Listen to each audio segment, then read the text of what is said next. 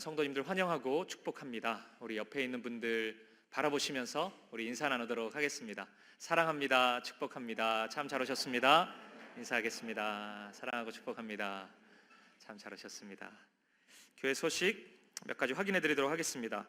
오늘은 예고해 드린 대로 예배 중에 1:1 양육 수료식이 진행됩니다.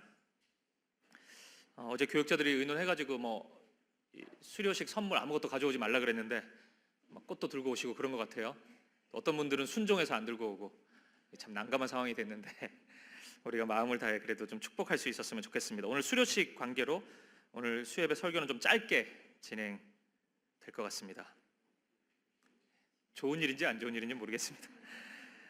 방학 중 독서 나눔 성도님 모집하고 있습니다. 복음 안에서 발견한 참된 자유라는 책으로 얇은 책인데 우리의 자아를 발견할 수 있는 그런 좋은 책입니다. 우리 관심 있는 분들 많이 신청해 주시면 좋겠습니다. 그 금요일 A반은 장년 여성분들 우선적으로 이렇게 모집하도록 하겠습니다. 남성분들이 많이 신청해 주셨는데 죄송합니다. 우리 다음번에 남성분들은 함께 하고요. 우리 여성분들 우선적으로 모집하겠습니다. 그리고 주일반은 청년들 우선적으로 모집하도록 하겠습니다. 우리 다음 세대 청년 여름 사역을 위한 수박 헌금, 우리 다음 세대를 위해서 기도하는 마음으로 수박 한 덩어리값 이렇게 함께 헌금해 주시면 간식 함께 나누도록 하겠습니다. 우리 그 외 광고 주보를 참고해 주시면 되겠습니다. 우리 하나님 말씀 보시겠습니다. 이 시간 우리에게 주신 하나님의 말씀은 신약성경 베드로후서 1장 5절에서 7절까지 말씀입니다. 베드로후서 1장 5절에서 7절 말씀, 우리 한 목소리로 이 말씀 읽도록 하겠습니다. 시작. 그러므로 너희가 더욱 힘써 너희 믿음의 덕을, 덕의 지식을, 지식의 절제를, 절제의 인내를, 인내의 경건을, 경건의 형제 우애를, 형제 우애의 사랑을 더하라. 아멘. 어느 버스 운전사가 있었습니다. 그는 난폭 운전을 일삼는 사람이었어요. 그래서 그가 운전하는 버스를 탄 승객들은 언제나 불안해하고 위험을 감수할 수밖에 없었습니다. 여기서 좀 문제를 하나 내보고 싶어요. 이 난폭 운전을 하는 이 운전사가 있는데 이 난폭 운전을, 이 문제를 해결하는 신앙적인 방법은 무엇이겠습니까? 여러분은 어떤 대안을 만들어 볼 수 있겠어요? 가장 먼저 떠오르는 것은 이 버스 기사가 예수 믿는 거겠죠. 예수님을 영접하는 겁니다. 그러면 예수님을 닮아갈 것이고 성품이 변할 것입니다. 예수님을 닮아갈 것입니다. 경건한 그리스도인이 될 것이고 마음의 평안이 충만히 찾아오게 되면 그의 평상시 일인 버스 운전을 할 때도 난폭 운전 안 하고 안전 운전을 할 가능성이 굉장히 커질 것 같습니다. 근데 여러분 조금만 더 생각해 보면 이 문제는 생각보다 좀 복잡합니다.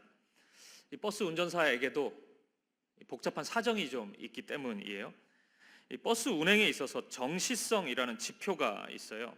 이것은 예정된 시간에 맞춰서 그 노선에 맞게 정류장, 종점까지 정확히 도달하는지 버스가, 그것을 나타내는 지표입니다.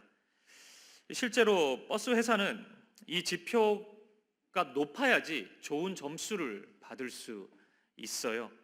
그래서 실제로 버스 회사가 버스 기사에게 좀 압박하기도 하고 그 시간을 지키도록, 또 잘 지키는 버스 기사에게 성과급을 주기도 합니다. 그렇게 되면 버스 기사는 늘 시간에 쫓길 수밖에 없죠.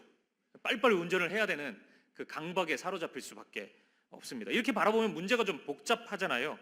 이게 개인의 문제 차원이 아닐 수 있다는 생각이 들지 않습니까? 구조적인 문제일 수 있다는 생각을 하게 됩니다. 그럼 여러분, 버스 회사 대표를 이제 한번 생각해 보죠. 그가 그리스도인이라고 가정을 해 보겠습니다. 근데 이 그리스도인인 버스 회사 대표가 이 문제를 언제나 버스 기사의 문제라고만 생각하는 거예요. 버스 기사가 예수만 믿으면 이 문제 해결될 텐데, 버스 기사가 마음의 평안함만 있으면은 그 성과급 욕심 안 내면 되지, 그냥 이렇게 하면 될 텐데, 이런 생각만 계속 하는 겁니다. 그리고 버스 운전사들의 안전에 대해서는 별로 관심을 가지지 않는 겁니다. 은근히 시간 지키라고는 얘기하고, 또 그러면서 문제가 되면은 버스 기사 책임 계속 돌리고 이런 식으로 생각하는 겁니다. 여러분, 만약 이 버스회사 대표가, 이 그리스도인 대표가 이 운전사들에 대해서 이 문제를 계속 버스 기사의 성품이 문제가 있다고만 생각하고 그렇게 다그치기만 한다면 그가 온전한 순전한 믿음을 가진, 성경적인 믿음을 가진 사람이라고 할 수 있을까요? 그렇게 보기는 조금 어렵겠다는 생각이 들죠. 물론 성품이 좋은 운전기사들만 다 모여 있다면 좀 나아지긴 할 거예요, 분명히. 조금 더 안전운전을 할 거고 분명히 그런 상황은 벌어질 겁니다. 하지만 이 모든 것을 책임지는 위치에 있는 사람이 그리스도인이라면 이 문제를 각 개인에게만 떠넘길 것은 아니지 않겠습니까? 구조적인 이 문제, 왜 이렇게밖에 할 수 없는지에 대한 문제도 관심을 가져야 할 것입니다. 그리고 이러한 균형이 없이는 이 문제는 해결되지 않을 겁니다. 이 난폭 운전을 하는 버스 기사의 문제는 이 구조적인 문제와 함께 개인적인 문제가 함께 병행되지 않고서는 궁극적으로 해결될 수는 없는 문제일 것입니다. 여러분, 제가 말씀드린 이 예는 신앙이 어떻게 개인을 넘어서 공공성을 가질 수 있는지에 대한 한 가지 예라고 할 수 있습니다. 우리의 신앙은 개인적인 부분에서 시작하죠. 그럴 수밖에 없잖아요. 먼저 우리의 마음에 예수 그리스도를 향한 믿음이 있어야 신앙생활이 출발할 수 있지 않습니까? 우리 부모님이 신앙생활 열심히 한다고 갑자기 그게 내 믿음이 되는 건 아니잖아요. 우리 부모님이 신실하다고 좋은 믿음 가지고 있다 그래서 그게 그냥 내 믿음이 되는 건 아니잖아요. 그 믿음이 나에게 역사가 나타나는 것도 아니지 않겠습니까? 아무리 부모 자식 관계라도 그거는 있을 수 없는 일일 거예요. 나에게부터 시작되는 겁니다. 그런데 여러분, 오해하시면 안 됩니다. 이 신앙이 개인적인 부분, 개인적으로부터 시작된다고 해서 그 신앙이 사적인 영역에만 머무른다고 생각해서는 안 됩니다. 이 신앙이 나만을 위해서 내게 허락됐다고 생각해서는 안 돼요. 내가 잘 되고 내가 성공하고 나만 잘 먹고 잘 살기 위해서 이 신앙이 유효하다고 생각하는 것은 이 신앙의 영향력을, 하나님의 선물을 완전히 오해하는 것입니다. 우리의 신앙은 언제나 공공성을 가질 수밖에 없습니다. 그러니까 나를 향한 그 하나님의 사랑이 나에게 충만히 임하면 그 사랑은 형제를 향한 사랑으로 갈 수밖에 없고 이웃을 향한 사랑, 세상을 향한 사랑으로 확장될 수밖에 없다는 것입니다. 그리고 오늘 이 하나님의 7번째 신성한 성품, 우리가 이제 벌써 7번째 시간이에요. 이 7번째 신성한 성품이 그 사실을 우리에게 말씀해 주고 있습니다. 경건에 형제 우애를 더해야 된다. 오늘 우리에게 그 진리를 말씀해 주고 있습니다. 지금까지 그랬던 것처럼 다시 경주의 비유를 좀 여러분들에게 들도록 하겠습니다. 우리는 믿음으로 인생의 경주를 시작했습니다. 다른 사람은 뭐 돈으로 경주를 시작할 수도 있는데 우리의 레이스는 좀 달라요.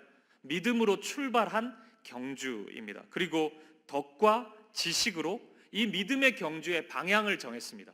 어떻게 달려가야 되는지를 우리는 알게 됐어요. 그리고 이 과정에서 우리는 이 꼬린 지점에 이르기 위해서 절제하고 인내하면서 이 경주를 계속 달려가고 있습니다. 이 과정에서 하나의 근육이 생긴다 그랬잖아요. 절제하고 인내하면 뭐가 생깁니까? 지난주에 한 거. 경건이라는 근육이 생깁니다. 이렇게 보면 굉장히 아름다운 이 운동선수의 모습이죠. 목표를 향해서 이 금메달, 주님의 면류관을 향해서 절제와 인내로 달려가고 있습니다. 근데 이 과정에서 달려가고 있는데 함께 뛰고 있는 어떤 동료가 쓰러져 버렸네요. 그래가지고 막 피도 흘리고 막 무릎이 까지고 다시 달리기 힘들고 막 쩌둑쩌둑거리고 뛰기가 힘들어요. 그러면 우리는 어떻게 해야 될까요? 속도 붙었는데 그냥 세게 달려야죠. 뭘 그냥 쳐다봅니까? 그 뒤처지는 건데 그냥 계속 한 명 제꼈다고 기뻐하면서 달려야죠. 세상에서는 그럽니다. 세상에서는 그래야 돼요. 세상의 레이스에서 조금 더 많은 것을, 세상의 면류관을 더 많이 얻으려면은 달려야 돼요. 무조건 달려야 됩니다. 그 손잡아 주다가는 또 다른 사람들이 나를 앞질러 간다고요. 근데 믿음의 경주에서는 달라요. 이건 믿음의 경주이기 때문에 멈춰야 됩니다. 그의 손을 붙잡아 줘야 돼요. 그를 일으켜 세워주고 어깨 동무하고 조금 느리지만 함께 달려가야 하는 것입니다. 이 모습이 바로 지금 베드로가 말씀하고 있는 경건의 형제 우애를, 지금 이 말씀의 의미인 것입니다.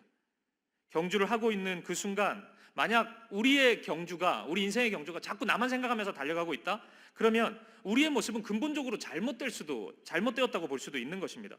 그러니까 믿음, 덕, 지식, 절제, 인내, 경건, 이 중에 뭐 하나가 심각한 문제를 지금 일으키는 걸 수도 있고, 또 어쩌면 이 전부가 지금 문제를 일으키는 것일 수도 있습니다. 이 믿음의 경주에서는 쓰러진 사람 세워주지도 못할 거면은 뭐 하려고 달려가나, 그 생각을 우리는 해봐야 돼요. 내가 뭐 하려고 절제했고, 뭐 하려고 이 한 사람 이렇게 세워주지도 못하는데 뭐 하려고 지금까지 인내했나를 우리는 돌아보아야 됩니다. 어쩌면 좀 강한 메시지일 수도 있는데, 어쩌면 우리 그런 사람들 자꾸 그냥 내버려둔 채 달리고 있다면 우리의 경주는 믿음의 경주가 아닐 수도 있는 것입니다. 믿음이라고 내가 그냥 믿음 외치면서 달리고 있을 뿐이지, 실은 우리의 방향은 믿음의 방향, 믿음으로 출발한 경주가 아닐 수도 있는 것이에요.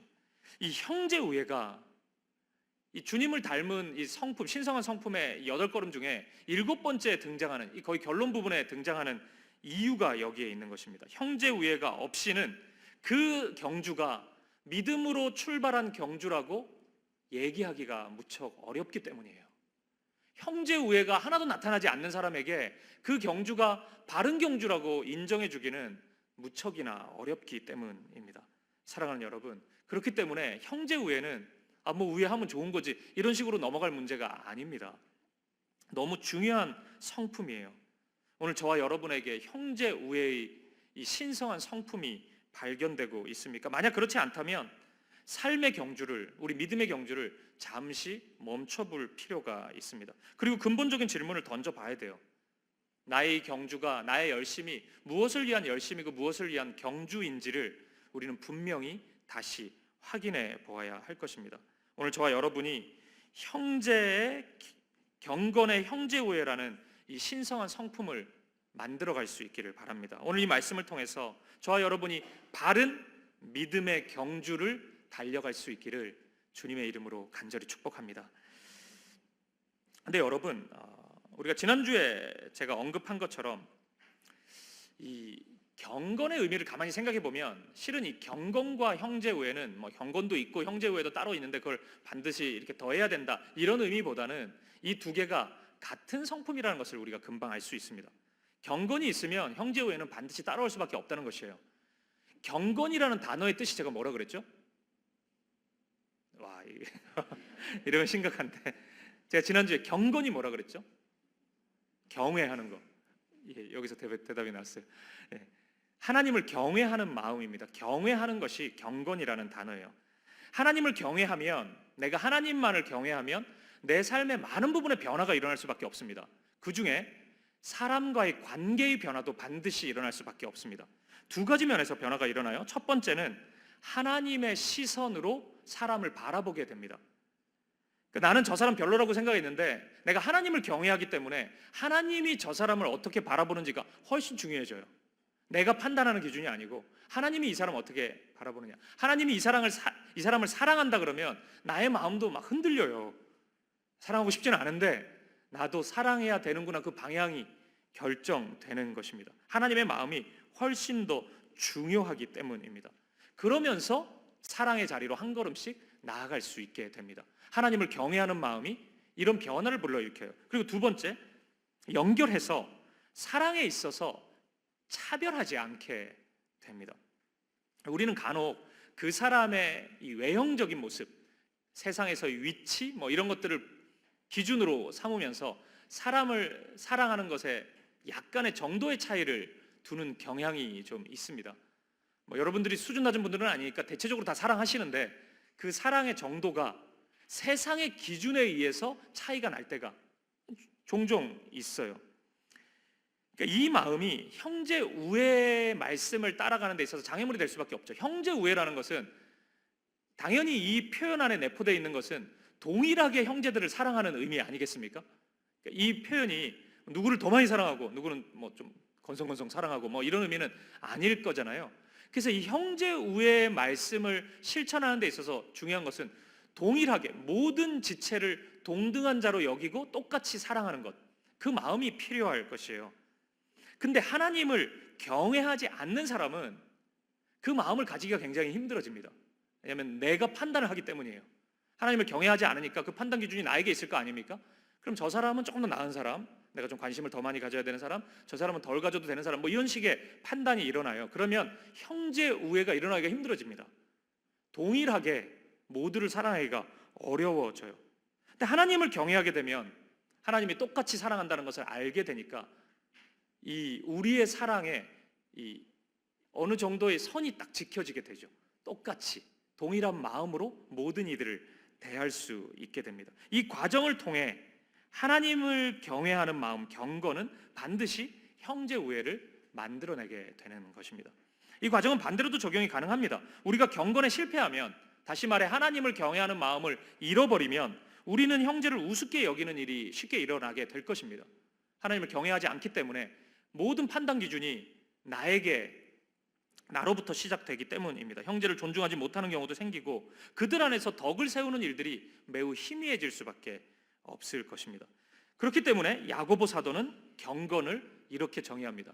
매주 제가 이 성품에 대한 정의를 제가 내렸는데 오늘은 야고보 사도의 정의를 좀 사용하도록 하겠습니다. 야고보서 1장 27절 말씀입니다. 같이 읽어보죠. 시작.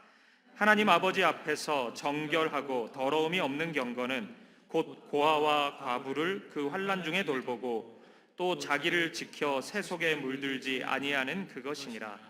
아멘. 흔히들 경건이라고 하면은 뭐 경건을 추구한다 이러면 뭐 성경 많이 보고 기도 많이 하고 뭐 그게 또 하나님 경외하는 모습이고 경건 아닌가 이렇게 쉽게 생각을 하죠. 하지만 야고보 사도는 다르게 말씀합니다. 하나님 앞에서 정결하고 더러움이 없는 경건은 곧 고아와 과부를 그 환난 중에 돌보는 것이라고 말씀하고 있어요.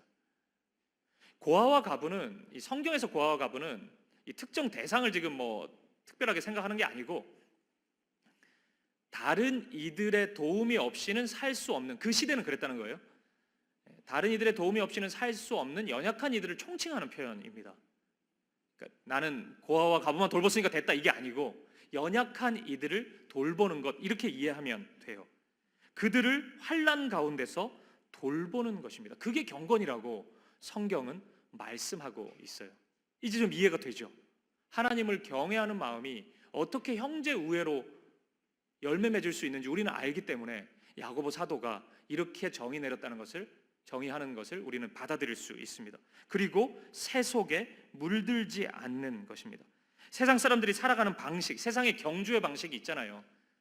돌보지 않아요. 누가 넘어지면 좋아해요. 오히려 넘어졌네, 피나네, 와 당분간 못 뛰겠네 저 사람, 더 열심히 달리자 막 이래가지고 이게 세상의 경주의 방식인데 그렇게 세상에 물들지 않고 자기를 지켜서 그렇게 물들지 않고 믿음의 경주답게 달려가는 게 그게 경건이라는 것입니다. 넘어져 있는 이들 잡아주고 돌보아주고 그렇게 조금 느리더라도 바르게 달려가는 것이, 그것이 하나님이 기뻐하는 경건이라는 것입니다.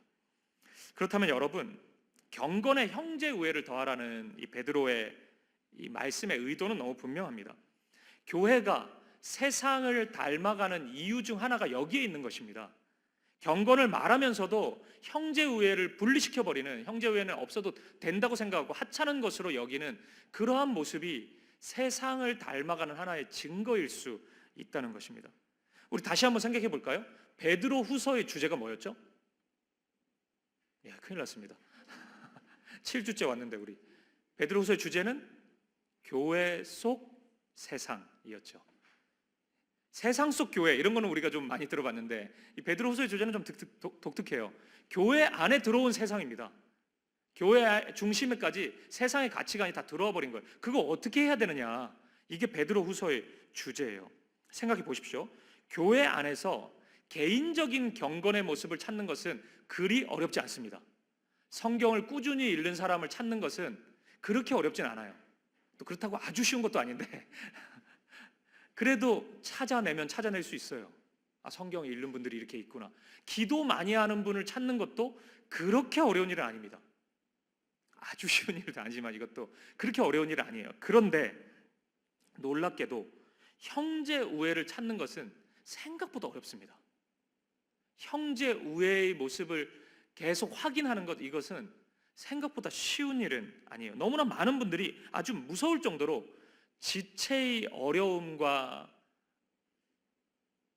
그 고통에 놀라울 정도로 무관심합니다. 그것이 오늘날 교회의 모습이라고 할 수 있습니다. 하나님만 바라보면 되지 뭘 지체들까지 돌보나, 이런 식으로 쉽게 생각해요. 하나님 바라보는 것이 구원을 만들어내는 은혜이고 신앙의 핵심이라고 생각합니다. 근데 지체를 바라보는 것, 형제 자매를 바라보는 것은 신앙의 변두리라고 생각하는 거예요. 그게 구원과 아무런 관계가 없다고 생각하는 것입니다. 베드로는 바로 그 삶을 지적하는 것이에요. 그게 바로 교회 속에 침투한 세상의 모습이라는 것입니다. 경건이 그런 모습이 아니라고 베드로는 우리에게 말씀하고 있습니다. 저는 이런 관점으로 우리 사김의 교회를 좀 돌아보았으면 좋겠습니다. 혹시 우리 교회가 겉으로 보이는 경건의 모습만 있고 경건의 능력은 없는 것은 아닌지 우리는 날마다 우리 스스로를 두렵고 떨림으로 점검해야 될 것입니다. 20여 년 전에 제가 처음 사역하던 교회에서 있었던 일이에요. 꽤 오래전이긴 하니까 이 성가대가 이제 있었는데, 성가대 대원인 한 청년 자매가 머리를 노란색으로 염색을 했습니다. 근데 지금 생각해보면 뭐 아무것도 아닌 것 같은데 교회에서 난리가 났어요. 어떻게 성가 대원이, 하나님을 찬양하는 사람이 머리를 노란색으로 할 수가 있냐. 그래서 막 자매를 불러다가 빨리 염색하라고 막 뭐라고 하고 권사님들이 막 이렇게 다그치고 그랬어요. 제가 이제 청년부 전도사니까 저를 불러서도 도대체 청년들 교육을 어떻게 시키냐고 매주 그런 얘기를 하는 거예요. 제가 참다가 한마디 했습니다. 권사님도 염색하는데, 흰머리 검은색으로 하는데 노란색으로 염색했다고 그게 죄냐, 뭐 노란색이 특별히 성경에서 죄냐, 뭐 이런 얘기 한마디 했어요. 여러분, 저는 지금도 그런 생각을 합니다. 우리가 생각하는 경건이라는 것은 어떤 면에서 관습일 수도 있겠다는 생각을 해요. 저는 우리 사김의 교회가 우리가 만들어낸 전통 따르자고, 관습 따르자고 형제 우애를 버리는 어리석음을 범하지 않기를 바랍니다. 그 관습 따르자고 사람 정죄하고 아프게 하고 고통스럽게 하는 그런 일이 없었으면 좋겠어요. 저는 우리 사김의 교회가 매우 다양한 형제 자매들이 모인 공동체였으면 좋겠습니다. 머리 색깔 뭐 다양하면 어떻습니까? 빨간 머리, 파란 머리, 찢어진 머리, 우산인가요? 뭐 이렇게 뭐 다 있으면 어때요? 네. 그것이 우리의 경건이 아니죠. 용납할 수 있고 품을 수 있는 것, 그리고 함께 손잡고 믿음의 경주를 달려갈 수 있는 것, 그것이 경건인 것입니다. 디모데후서 3장 5절 말씀을 보세요. 경건의 모양은 있으나 경건의 능력은 부인하니 이 같은 자들에게서 네가 돌아서라. 저는 우리 사김의 교회가 경건의 능력은 없으면서 모양만 그럴듯하게 만들어내고 그거 뽐내고 자랑하고 그런 어리석은 교회가 되지 않기를 바랍니다. 형제 우애도 없이, 형제 우애 그거 하나도 만들어내지 못하면서 경건 말로만 외치는 교회가 아니라 형제 우애라는 그 경건의 첫 번째 열매를 한없이 발산하는 참으로 경건한 믿음의 공동체가 될 수 있기를, 그런 우리 사김의 교회가 되기를 주님의 이름으로 간절히 축복합니다. 말씀을 마무리하겠습니다. 여러분, 우리 사도행전 9장에서, 사도행전 9장은 바울이 회심하는 그 장이잖아요.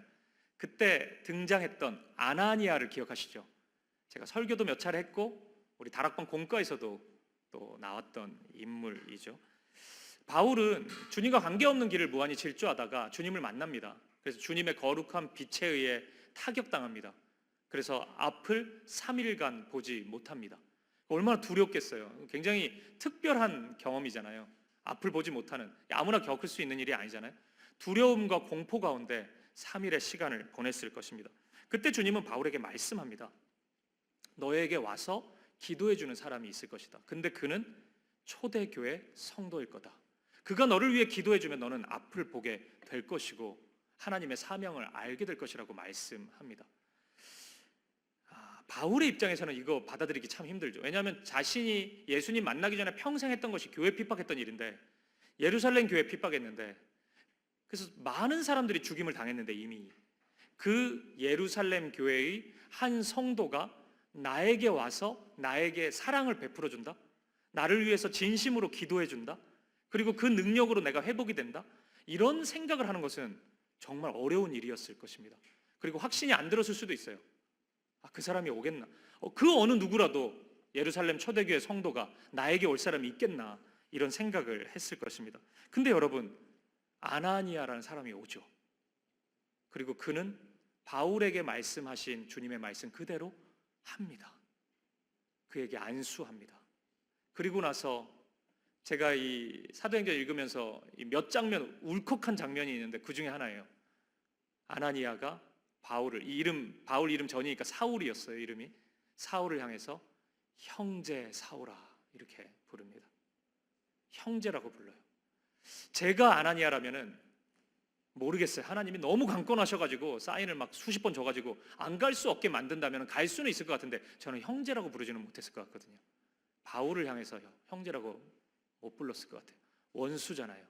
원수 사울아 이러면 할 수 있을 것 같은데 그리고 안수하면서도 괜히 꼬집고 막 뭐 이럴 것 같은데 감정을 담았을 것 같은데 형제 사울아 그렇게 부릅니다. 이 사랑 덕분에 바울이 변해요. 그리고 바울은 하나님의 사랑이 무엇인지 교회의 사랑이 무엇인지 생생하게 경험합니다. 머리로서 책으로 이해하는 것이 아니라 몸소 경험해요. 사랑이 이런 것이구나. 하나님이 날 사랑하시는 것이 이런 거구나. 아나니아를 통해서 초대교회 성도를 통해서 경험합니다. 훗날 바울이 이 순간을 몇 번 간증하잖아요. 사도행전 9장을 이때 아나니아를 가리켜서 어떻게 표현하는지 아십니까? 사도행전 22장 12절 말씀입니다. 같이 읽어보겠습니다. 시작. 율법에 따라 경건한 사람으로 거기 사는 모든 유대인들에게 칭찬을 듣는 아나니아라 하는 이가. 아멘. 뭐라고 표현하죠? 아나니아를? 경건한 사람. 여러분 이게 경건이에요. 성경이 말씀하는 경건이 이겁니다. 아나니아가 경건한 사람이 맞아요. 어떻게 아냐고요? 경건의 형제 우애가 있잖아요. 아나니아는 형제 우애를 도무지 할 수 없는 모든 환경이 있었는데 형제 우애를 실천하잖아요. 참 경건한 사람인 것입니다. 저는 오늘 가장 먼저 이번 학기 1:1 제자 양육을 이끌었던 이끄미들을 축복하고 싶습니다. 지난주 디모데전서 4장 8절의 말씀처럼 이 경건도 육체의 그 근육을 만들기 위한 연습이 필요한 것처럼 훈련이 필요한 것처럼 경건도 연습, 연단이 필요하거든요. 그러면 누군가가 이끌어주는 동역자들이 있어야 합니다. 트레이너가 있어줘야 된다고요. 그래야지 같이 갈 수 있거든요. 저는 오늘 이 자리에 있는 이끄미들이 바로 그런 분들이었다는 생각이 듭니다. 경건한 모습으로 우리 한 분 한 분을 이끌어 주셨습니다. 따르미들을 이끌어 주셨어요. 아나니아와 같은 마음으로 그렇게 경건을 몸소 보여주신 분들이라는 생각이 듭니다. 그리고 뭐 1:1 양육에만 적용할 수 있는 문제는 아니죠. 우리 1학기 종강이 됐는데 우리 다락방을 섬겼던 모든 순장님들이 그런 분들이었습니다. 우리 청년부 소그룹의 GBS의 우리 리더들이 다 그런 분들이었습니다. 우리 주일학교 아이들을 분반 공부를 한 학기 동안 이끄셨던 우리 주일학교 교사분들이 다 그런 분들이었습니다. 이분들이 이끌어 주시는 섬김을 통해서 우리 교회가 조금 더 경건한 모습으로 설 수 있었습니다. 형제 우애가 있는 모습으로 우리가 열매 맺을 수 있었습니다. 사랑하는 여러분, 저는 우리 안에 시작된 이 참된 경건이 더 아름답게, 더 크게, 더 넓게 확장될 수 있기를 바랍니다. 더 아름답게 열매 맺을 수 있기를 바랍니다. 오늘 수료하는 우리 1:1 양육의 따르미들을 통해서 그 일이 일어나길 바라고, 우리 다락방의 모든 순원들, 우리 GBS의 모든 조원들 통해서, 우리 다음 세대 모든 자녀들을 통해서, 우리 청년들을 통해서, 우리 사김의 교회 모든 분들을 통해서 그 아름다운 열매가 있기를 바랍니다. 저는 우리 교회의 모든 걸음걸음이 이 믿음으로 출발한 걸음일 텐데 경건의 형제우애의 열매를 만들어낼 수 있길 바랍니다. 그 아름다운 경건이 우리 사김의 교회 구석구석에 아름다운 향기로, 아름다운 울림으로 많은 이들에게 전해질 수 있기를 사랑하는 주님의 이름으로 간절히 축복드립니다. 짧은 찬양 한 곡 드릴까요? 형제의 모습 속에 보이는 하나님의 형상 아름다워라. 존귀한 주의 자녀 됐으니 사랑하며 섬기리. 우리 찬양 함께 축복송 좀 드리고 싶습니다. 경건하다면 형제 우애가 시작됩니다. 저는 형제 우애가 쉽다는 얘기를 하는 건 아닙니다. 굉장히 어려워요. 해본 사람은 압니다. 근데 경건이 하나님을 경외하는 것이기 때문에 그 마음이 우리를 그렇게 인도합니다. 그리고 하나님이 그것을 채워주세요. 우리가 무슨 실력이 대단해가지고 많은 사람들을 사랑할 수 있겠습니까? 하나님이 하십니다. 주님께서 그 일을 시작하셨습니다. 우리 함께 찬양 드릴 때는 우리 조금 쑥스럽지만 좀 옆에 있는 분들 바라보시면서 너무 이렇게 좀 내성적인 분들은 굳이 아이 컨택까지는 안 하셔도 됩니다. 이렇게 좀 이마를 바라보시면 좋아요. 그때는 그래도 조금 바라보시면서 우리가 오늘 이 형제 우애를 함께 나누었으니까 우리 사귐의 교회라는 이름으로 우리가 한 가족으로 부름을 받았어요. 모르는 분들도 있을 텐데 우리 바라보시면서 손을 내밀어서 함께 축복하도록 하겠습니다. 형제의 모습 속에 보이는 형제의 모습 속에 보이는 하나님 형상 아름다워라. 존귀한 주의 자녀 됐으니 사랑하며 섬기리. 자매의 모습 속에 보이는 자매의 모습 속에 보이는 하나님 형상 아름다워라. 존귀한 주의 자녀 됐으니 사랑하며 섬기리. 우리의 모임 중에 임하신 우리의 모임 중에 임하신 하나님 영광 아름다워라. 존귀한 왕이 여기 계시니 사랑하며 섬. 우리 한 번 더 우리의 모임 중에 임하신 모임 중에 임하신 하나님 영광 아름다워라. 존귀한 왕이 여기 계시니 사랑하며 섬기리.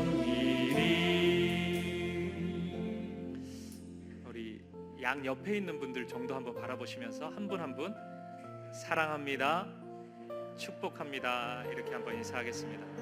사랑합니다, 축복합니다. 아멘. 우리 같이 좀 함께 기도하실까요? 참된 경건의 능력이 우리 가운데 나타나기를 원합니다. 형제 사랑의 열매가 나타나기를 원합니다. 형제 자매의 형편을 외면했던 우리의 강팍한 마음이 있습니까? 하나님의 사랑을 나만 소유하려고 했던 어리석은 마음들이 있습니까? 그렇다면 회개하십시다. 하나님, 그 마음이 얼마나 어리석은 마음이었는지, 하나님의 마음과 일치되지 않은 마음이었는지 제가 깨닫습니다. 주님 용서해 주십시오. 돌아서게 해 주십시오. 나누게 하여 주옵소서. 그 사랑이 흘러가게 하여 주옵소서. 사랑의 열매로 나타나는 나의 삶이 되게 하여 주옵소서. 그리고 우리 교회가 참된 경건의 교회, 그 아름다운 교회로 서게 하여 주옵소서. 우리 여름 사역을 통해서 많은 분들이 사랑의 헌신을 보여주실 것입니다. 우리 다음 세대 성경학교와 수련회 통해서 그 사랑이 우리의 자녀들에게, 아이들에게 흘러가게 해 주십시오. 우리 청년들에게 흘러가게 해 주십시오. 우리 여름 선교를 통해서 그 사랑이 지역의 곳곳마다, 우리 제주도에 있는 그 한 지역의 어린 아이들에게, 청소년들에게, 그리고 일본 땅에 있는 우리가 만나게 될 영혼들에게, 태국 땅에 만나게 될 영혼들, 그리고 태국 현지 목사님들의 자녀들에게, 그리고 몽골에 있는 수많은 어린 영혼들에게 흘러가게 하여 주옵소서. 우리 교회를 통해서 참된 경건의 열매를 보게 하여 주옵소서. 이 시간 우리의 자신과 우리 교회를 위해서 한 마음과 한 뜻으로 기도하며 나아가겠습니다. 함께 기도하시겠습니다. 살아계신 아버지 하나님, 주시옵소서. 주님, 우리를 붙잡아 주시옵소서. 아버지 하나님, 아버지 하나님, 우리의 마음을 회개합니다. 아버지 하나님, 인도해 주시옵소서. 우리의 어리석은 마음을 회개합니다. 하나님의 말씀, 하나님의 사랑을 나만 소유하려고 했던 이 어리석고 무지한 마음을 용서하여 주시옵소서. 그 사랑이 흘러가게 하여 주옵소서. 그 사랑이 강같이 흘러가게 하여 주옵소서. 참된 경건의 능력으로 형제 사랑의 열매로 나타날 수 있도록 아버지 하나님, 나의 삶, 아버지 하나님, 아버지 하나님, 경건한 믿음의 경주를 우리가 달려갈 수 있도록 아버지 인도하여 주시옵소서. 우리를 붙잡아 주시옵소서. 아버지 하나님, 인도하여 주시옵소서. 아버지 하나님, 우리 사김의 교회를 붙잡아 주시옵소서. 참으로 경건한 믿음의 공동체가 생기를 원합니다. 아버지 하나님, 형제 우애의 열매가 우리 가운데 나타나기를 원합니다. 아버지, 인도하여 주시옵소서. 아버지 하나님, 함께하여 주시옵소서. 모든 사역 가운데 아버지 아름답게 열매 맺게 하여 주옵소서. 우리 모든 여름 성교 가운데 아버지 하나님, 은혜와 사랑이 나타나게 하여 주옵소서.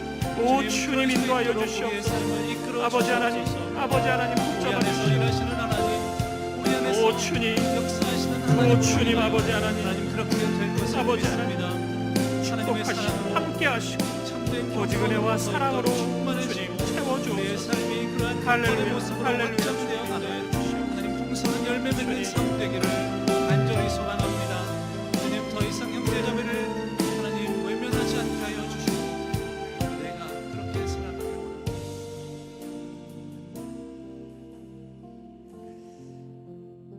살아계신 하나님, 믿음의 경주를 달려가는 우리의 경주 속에서 오늘 우리가 형제 우애의 열매가 나타나는지를 점검해야겠습니다.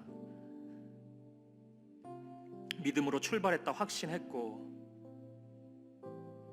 덕과 지식으로 방향도 정했고 절제와 인내하며 달려왔는데, 그리고 경건의 근육도 생겨난 것처럼 보이는데 형제 우애가 없습니다.